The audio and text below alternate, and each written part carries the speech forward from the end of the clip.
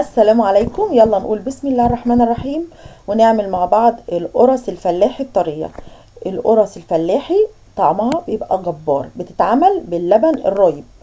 انا جبت كيلو لبن وقطع مني او راب مني، فما حبيتش ان انا ارميه طالما طعمه مش ممرر يتعمل بيه مخبوزات.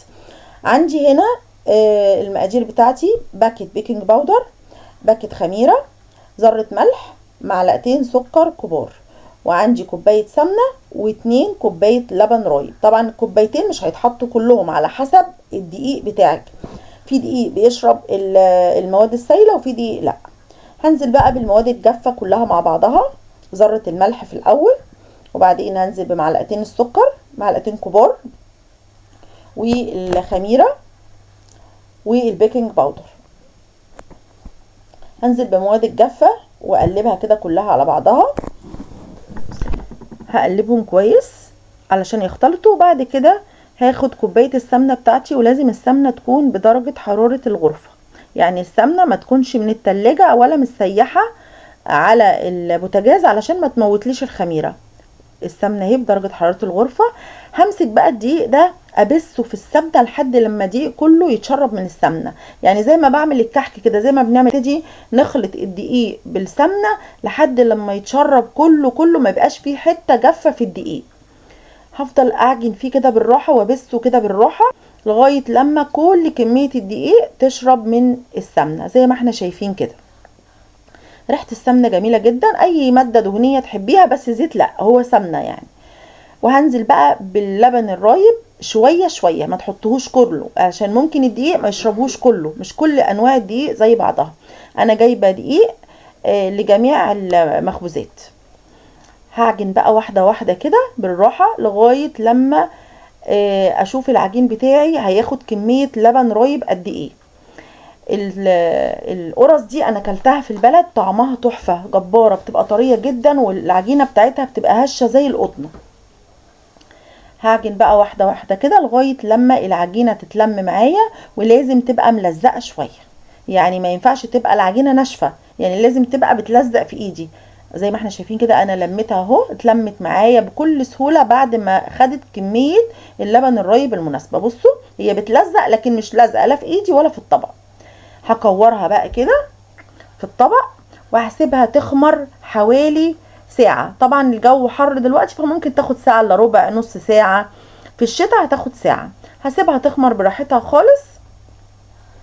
وبصوا فضل شوية من اللبن، هي ما خدتش الكوبايتين كلهم، خدت تقريبا كوباية ونص من اللبن الرايب. يعني لما اللبن يقطع منك او يروب ما ترموهوش، حطيه في الفريزر واعملي بيه اي مخبوزات. هغطيه كده بالستريتش راب وكمان بالفوطة بتاعت المطبخ وهسيبها بقى تخمر. بصوا بقى بعد ما خمرت ما شاء الله حجمها اتضاعف. انا مش عايزه اديها بوكس في النص، مش عايزه اطلع منها الهواء، انا عايزاها كده بالهواء بتاعها. فهلمها بالراحه وهبتدي اعمل الكور بتاعتي بتاعت القرص بتاعتي. هتعملي بقى القرصه كده بايدك على حسب الحجم اللي انت عايزاه، عايزه قرصه كبيره، عايزه قرصه صغيره، زي ما تحبي. هتكوريها كده واعملي كلها احجام متساويه. هحطهم كده وهنشوف هيطلعوا لنا كام قرصايه. ما تنسيش وانتي واقفه في المطبخ زي ما احنا متفقين بنصلي على الرسول وبنسبح وبنستغفر ربنا عشان ربنا يبارك كل اللي بتعمليه. طبعا ولادنا خدوا الاجازات وكله هيقولك انا زهقت من الجبنه، لا انا زهقت من الفلافل، انا زهقت من الفول، لا نعمل لهم شويه مخبوزات كده يفطروا بيهم الصبح، سهله وبسيطه ومش مكلفه. كل حاجتها موجوده في البيت. ممكن تشتري اللبن الرايب، لو انت ما عندكيش لبن قطع منك او حاجه بيتباع في السوق عادي. هعمل بقى كده كمية العجينة كلها طلعت بسم الله ما شاء الله، مطلعه لي حوالي 30 قرصة. الكيلو الدقيق طلع لي حوالي 30 واحدة. هحطها بقى كده وهضغط عليها بالراحة، انا مش عايزة الهواء يخرج منها، انا عايزاها تبقى قبة كده عالية.